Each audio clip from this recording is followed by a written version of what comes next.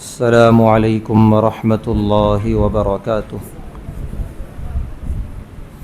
آج تراویح میں سورہ آل عمران مکمل تلاوت کی گئی۔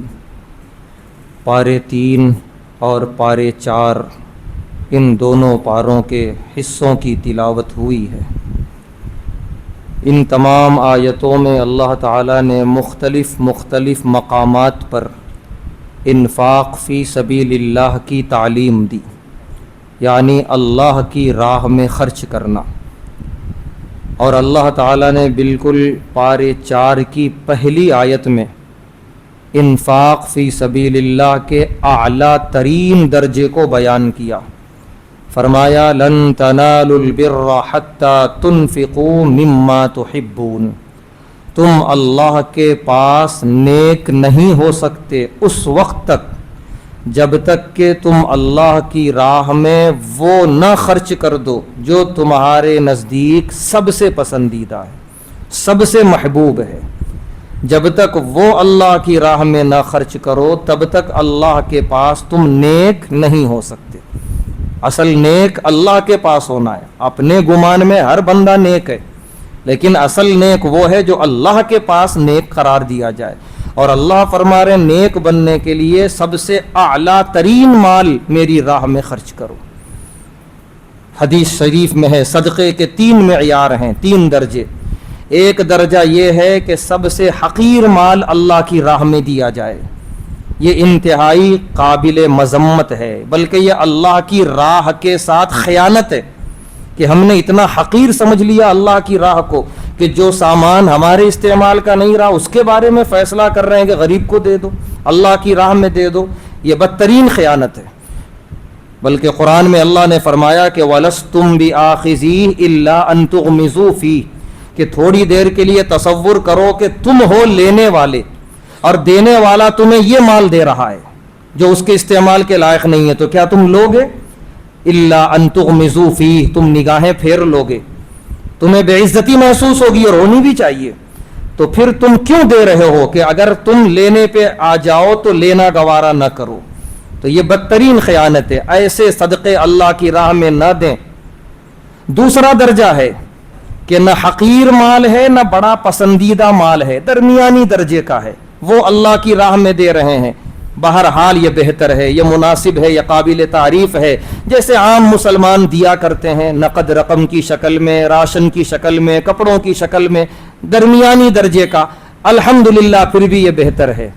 تیسرا معیار ہے کہ سب سے پسندیدہ تمہارے نزدیک کیا چیز ہے وہ اللہ کی راہ میں دو، یہ اعلیٰ ترین معیار۔ جب یہ آیت نازل ہوئی تو کوئی ایک صحابی بھی ایسے نہیں جو یہ کہنے آئے ہوں کہ اے اللہ کے رسول صلی اللہ علیہ وسلم کیا اس میں کچھ نرمی ہو سکتی ہے، بلکہ عالم یہ تھا صحابہ کا جب یہ آیت نازل ہوئی تو ہر صحابی یہ غور کرنے کے لیے بیٹھ گئے کہ میری زندگی میں سب سے پسندیدہ مال کون سا ہے میرا۔ جو سب سے پسندیدہ نظر آیا لے کر حاضر ہو گئے پیارے نبی صلی اللہ علیہ وسلم کی خدمت میں، یہ اللہ کی راہ میں دیتا ہوں۔ چنانچہ حضرت طلحہ رضی اللہ تعالیٰ عنہ، ان کا باغ بڑا مشہور تھا مدینے میں، بئر رحا، اس میں ایک کنواں تھا، اس کا نام بئر رحا تھا، جس کا پانی بڑا میٹھا تھا، پیارے نبی صلی اللہ علیہ وسلم خود نوش فرمایا کرتے تھے، بڑا خوبصورت باغ۔ حاضر ہو گئے اے اللہ کے رسول صلی اللہ علیہ وسلم یہ باغ اللہ کی راہ میں۔ نبی صلی اللہ علیہ وسلم نے 1 سے 2 مرتبہ پوچھا طلحہ غور کر لیا ہے تم نے؟ فرمایا بالکل غور کر لیا ہے میں نے، اللہ کی راہ میں یہ میں دے رہا ہوں، اللہ کی راہ میں وقف ہے۔ ایک صحابی آتے ہیں، ان کے پاس سب سے پسندیدہ چیز ان کا گھوڑا تھا جس پر وہ بیٹھ کے جہاد کیا کرتے تھے، بڑا قیمتی اور بہت عرب کے مشہور گھوڑوں میں سے تھا۔ حاضر ہو گئے اے اللہ کے رسول صلی اللہ علیہ وسلم اللہ کی راہ میں وقف ہے۔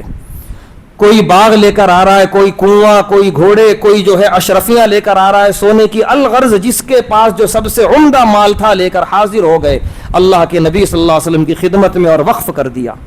اب اندازہ لگائیے کہ جس جماعت نے اپنا سب سے پسندیدہ مال اللہ کی راہ میں دے دیا ہو، اس جماعت سے جب بھی اللہ کے رسول صلی اللہ علیہ وسلم اپیل کرتے ہوں گے اللہ کی راہ میں دو، جہاد ہے، غزوہ ہے، کیا اس کے لیے کچھ مشکل ہوتی ہوگی اللہ کے راستے میں دینے کے لیے؟ کچھ بھی مشکل نہیں، یہی مشق کرانا ہے اصل میں۔ یہ جو نفس ہمارا جو جس کو اپنی زبان میں بولتے ہیں آن پہ کاٹے آنا، ذرا تھوڑا پیسے نکل گئے جیب سے فوراً جو ہے دل مارنے لگا، رہے اتنا دے دیا، اتنا دے رہا ہوں، کیا ضرورت ہے اتنا دینے کی، کیا ہوگا. اسی نفس کو مارنا ہے. اور مارنے کے لیے بہترین نسخہ، سب سے بہترین جو مال ہے جس پہ سب سے زیادہ دل اٹکا ہوا ہے وہی اٹھا کے دے دو. اب نفس جو ہے وہ دل مارنا ختم کر دے گا، بند کر دے گا. اس کو خود مار پڑ گئی بہت بڑی، اب وہ شیطان بہکانا چھوڑ دے گا، وہ اس کو خود سب سے بڑی مار پڑ گئی. تو ایک مرتبہ آزما کے دیکھ لیں. اور اس کے لیے رمضان کے مہینے سے بہتر کوئی موقع نہیں ہے. جو سب سے بہترین ہے، جس کے بارے میں دل کہہ رہا ہے کہ یہ جانا ہی نہیں میرے پاس سے، اسی کو نکال دو اللہ کے راستے میں. اس کے بعد سال تمام جتنا چاہے خیر خیرات کرو، کبھی یہ دل جو ہے مارے گا نہیں، کبھی یہ نفس روکے گا نہیں. اس کو زبردست مار پڑ گئی. یہی اصل مشق کرانا ہے. وہ اللہ نے فرما دیا الشیطان یعدکم الفقر، کہ شیطان فقیری سے ڈرائے گا. کیا ہوگا ایسے دیتے جاؤ گے تو کیا ہوگا، یہی ڈر نکالنا ہے دل سے. جب تک یہ ڈر رہے گا انفاق فی سبیل اللہ میں ہم اسی طرح بخیل بنے رہیں گے. جس دن یہ ڈر کو ہم نے مار دیا اور سب سے محبوب ترین چیز نکال کے اللہ کے راستے میں دے دی، بات ختم. ہمارے لیے زندگی بھر کے لیے راستہ صاف ہے.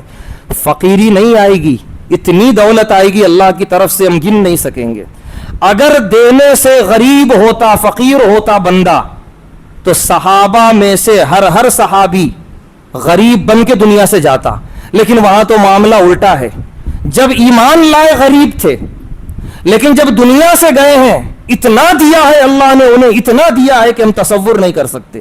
غریب صحابہ میں شمار ہوتا ہے حضرت ابو ہریرہ رضی اللہ تعالیٰ عنہ کا. یہ تو پیدائشی غریب تھے، پورا گھرانہ غریب تھا، اسی میں ایمان لے آئے اور غربت کی مار پڑی.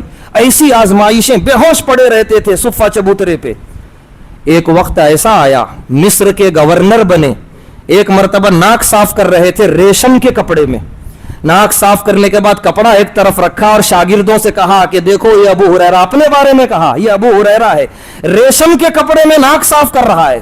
ریشم کا کپڑا کتنا قیمتی ہوتا ہے اور کس استعمال میں آ رہا ہے، پہننے کے لیے نہیں، ناک صاف کرنے کے لیے. فرمایا یہی ابو ہریرہ تھا، بے ہوش پڑا رہتا تھا صفہ چبوترے پہ. لوگ سمجھتے تھے اس کو دورے کی بیماری ہے، عجیب عجیب طریقے سے میرا علاج کرتے تھے آ کے. پیارے نبی صلی اللہ علیہ وسلم فرماتے تھے چھوڑ دو، کوئی بیماری نہیں ہے، بھوک نے بے ہوش کیا ہے اسے. تو وہ ابو ہریرہ جب دیے اللہ کے راستے میں دیتے چلے گئے، جب بھی اللہ کے نبی صلی اللہ علیہ وسلم کی طرف سے اپیل ہوئی جو میسر ہوا دیتے چلے گئے. اللہ نے اتنا دیا کہ ریشم کے کپڑے کو بطور یعنی صفائی کے استعمال کر رہے ہیں. اور یہی ایک صحابی نہیں، تمام صحابہ کا یہ حال تھا. اگر دینے سے غریب اور فقیر ہوتے تو پھر صحابہ کی یہ مثالیں ہمارے سامنے اس طرح موجود نہیں ہوتی. دینے سے نبی پاک صلی اللہ علیہ وسلم کا قسم کھا کے وعدہ ہے کہ اللہ اس سے بہتر دیتا ہے اللہ کی راہ میں دینے سے. اور اگر نہیں دینا ہے تو وہ بھی آیتیں آج پڑھی گئی ہیں. اللہ فرما رہے ہیں وَلِلَّهِ مِيرَاثُ السَّمَاوَاتِ وَالْأَرْضِ. کرو، جمع کرو. کتنا جمع کرو گے؟ ساری کی ساری میراث اللہ کی ہے. بے ہاتھ جانا ہے، خالی ہاتھ جانا ہے اس دنیا سے، لوٹ لیا جائے گا، ختم ہو جائے گا. بالآخر وہ وراثت بنے گی اللہ کی، اور آخرت میں تمہیں کچھ نہیں ملے گا. ہاں دے کے جاؤ گے، اللہ کی راہ میں لٹا کے جاؤ گے، اتنا ملے گا کہ تم تصور نہیں کر سکتے. تو یہ بہترین طریقہ ہے اپنے محبوب ترین چیزوں کو اور بڑی سے بڑی مقدار میں جس کو دینے اور نکالنے سے نفس گھبرا رہا ہے، وہی چیز اس ماہ مبارک میں اللہ کی راہ میں نکالیں، نفس پر اور شیطان پر ایک جیت درج کریں. اس کے بعد انشاءاللہ دنیا میں بھی ہم برکت دیکھیں گے اپنے رزق میں، اور آخرت میں بھی کامیابی ملے گی. اللہ تعالیٰ سے دعا ہے اللہ تعالیٰ ہم تمام کو انفاق فی سبیل اللہ میں بڑھ چڑھ کے حصہ لینے کی توفیق عطا فرمائے. وآخر دعوانا الحمد للہ رب العالمین.